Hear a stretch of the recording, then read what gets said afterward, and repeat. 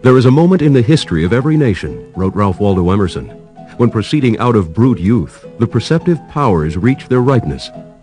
Between the 1820s and the 1860s, America reached this moment of ripeness in its intellectual and literary life. During this period, known as the American Renaissance, writers created a literature that could finally be described as distinctively American. In the 1840s and 1850s in particular, authors like Emerson, Edgar Allan Poe, Henry David Thoreau, Nathaniel Hawthorne, and Herman Melville began to create some of America's greatest literary masterpieces. Of course, these literary greats were by no means the only writers working in America at the time. The American Renaissance developed side by side with an explosive increase in the numbers of books, magazines, and newspapers for sale. And many of the greatest names in American literature, along with hundreds of others whose names have been forgotten, got their start during this literary explosion. This explosion had its roots in technology, in the new steam-powered presses that made printing cheaper and easier than ever before. For the first time, publishers in America could reach a mass audience, and the demand for books only increased.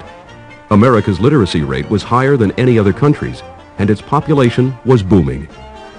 Readers devoured tales of adventure, stories of romance, stories of American history, and stories of urban crime and vice.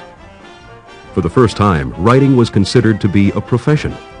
Many of the writers of the American Renaissance worked in the world of commercial publishing with varying degrees of success. One writer who worked extensively in this publishing world was Edgar Allan Poe.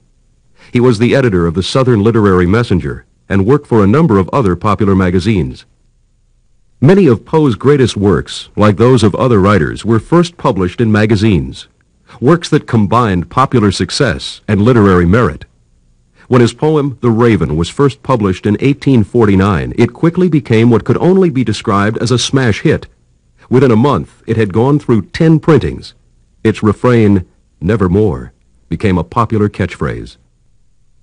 Despite the literary merits and popular success of The Raven, Poe received a grand total of only about $10 from its publication.